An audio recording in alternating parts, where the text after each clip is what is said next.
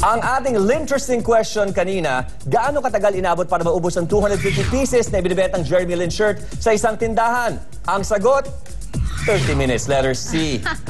Kung saan yung tindahan na dinumog, mamaya malalaman niyo po yan. At nako, partner, ito. Isa na naman tauhan ni Pinoy ang controversial ngayon. Pero mas mabigat ang isyong kinasasangkutan nito kumpara sa mga fake DVD scandal ni political advisor Ronald Llamas. Tama yan, partner. Yan po ay si PAGCOR Chair Cristino Naguiat na naakusahang tumanggap umano ng suhol mula sa isang Japanese casino operator. Libreng hotel accommodation at shopping money daw ang naging regalo kay Naguiat. Pero itong hirit ni Naguiat, nadamay lang daw siya sa awayan sa negosyo ni Kazuo Okada at nang nag-aakusa na suhulan na si Steve Wynn ng Wynn Resorts Limited. At ito, partner, to the rescue na naman agad itong si Pinoy. Sabi niya, there's presumption of innocence until proven guilty. Paano si Corona?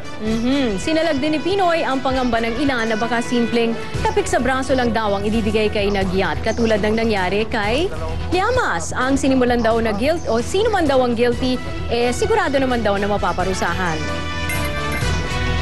At yan ang hinintay natin na maparusahan yung sinasabing ng guilty o mapatunayang may sala talaga. Kahit pa weekend na, busy pa rin ang prosecution at depensa sa Corona impeachment trial. That's no surprise. Naghain kasi ang prosecution ng motion para imbitahin sa Senado si Associate Justice Maria Lourdes Sereno. Siya kasi yung kinukot ni Justice Secretary Laila de Lima sa umano'y panggagapang ni Corona para mabago ang inilabas na desisyon ng SCN Bank. Kung hindi na uubra, payag naman daw sila sa suggestion ni Senador Antonio Trillanes na padalhan na lang ng sulat para sagutin ang tanong ng mga senator judges. Pero ang depensa tutol dito. Sakop daw kasi yan ng judicial privilege at hindi dapat magkwento sa tungkol sa deliberasyon ang mga maestrado. Kung si Pinoy lang naman daw tatanungin, sapat na ang testimonya ni de Lima para mapatunayang nagkasala raw si Corona. At ito po, naalala niyo ba yung batang naipit ang kamay sa escalator? Mukhang malabo pa siyang makaalis sa ospital. Hindi ro kasi naayos sa unang operasyon ang naputol niyang ugat sa kamay. Handa namang sagutin ng supermarket na may-ari ng escalator ang mga gastusin ng bata. Nangako rin ang supermarket na sumusunod sila sa safety standards ng gobyerno. Eto naman mahilig ba kayong kumain ng itlog at uminom ng gatas? Pinapaniwala ang healthy yung mga pagkain na yan. Pero mukhang kailangan na daw tayong maghinay-hinay dyan. Lumabas kasi sa pag-aaral ng isang eksperto sa Amerika na mas makakabuti kung iiwasan ang pagkain ng itlog at uminom ng gatas para makaiwas sa sakit sa puso. Mas makakatulong daw ang pagkain ng prutas, gulay, beans at whole grains. Pero kinontra ng ilang eksperto ang plant-based diet na yan ni Dr. Caldwell Esselstyn.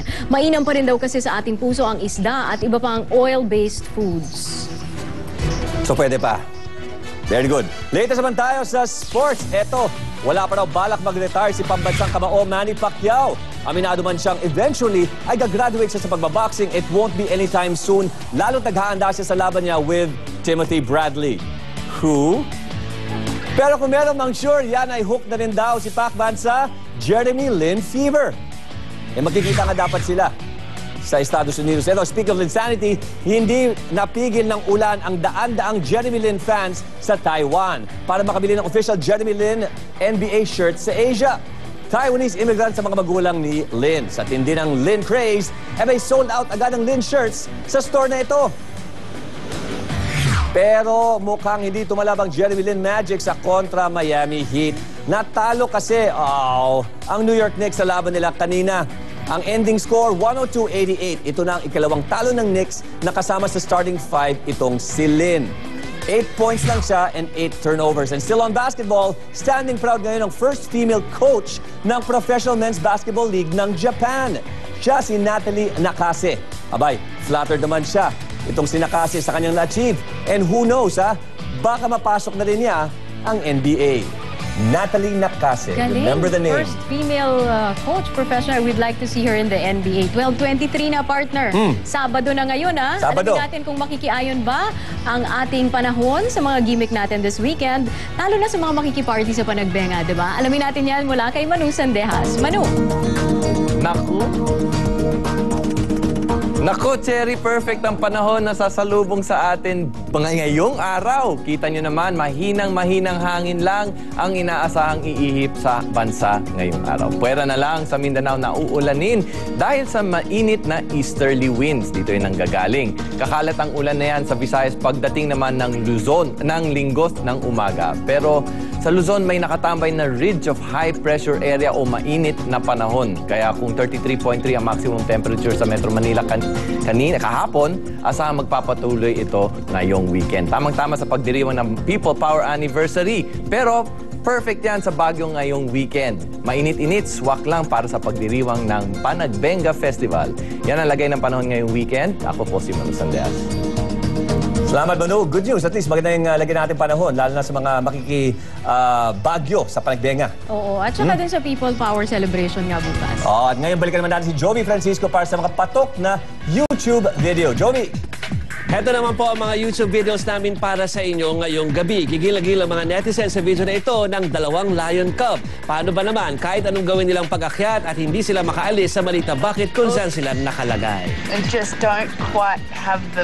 Kung astig na pagkain naman ang hanap ninyo po, ano? Ito ang video para sa inyo. Sa loob lang ng 3 minuto, nakakapag-drawing ang lalaking ito sa China ng dragon gamit ang caramel o pinainit po na asukal. Yan ang ginagamit niya, no? Kaya pag natuyo, meron na kayong detalyadong dragon caramel lollipop.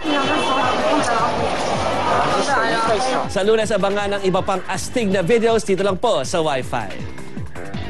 Puro hayop pa rin. May pusa, ngayon may dragon pa. Oo, diretso dessert partner. Masarap yan. Pero parang ayaw mo kainin work of art, no? Wala lang. I-display mo na lang. Yan po ang kalahating oras ng mga balitang dapat malaman ng bawat Pilipino. Dahil ang balitang ito tungkol sa iyo at para sa iyo. Saan man, kailanman, kapatid, ito ang Pilipinas News. Susunod po ang Bitag.